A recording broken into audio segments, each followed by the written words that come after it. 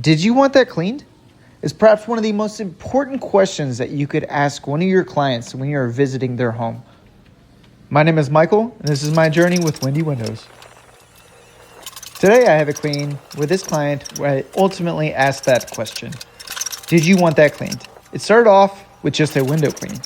I was cleaning the windows, got to the back patio, and I saw how dark and built up that patio floor was.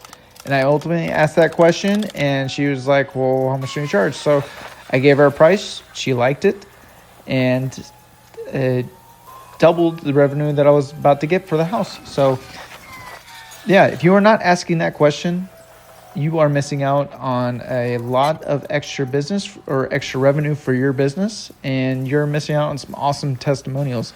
This algae was so caked on there, it took several applications. I have not seen it this bad before. It was crazy. First, I started off with the hose and ultimately ended up with a pressure washer on it. It was bad, but the transformation and the before and after turned out amazing.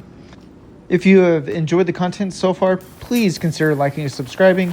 Leave a comment what you want to see next, and enjoy the rest of the video. And stay tuned all the way to the end for the amazing before and after photos.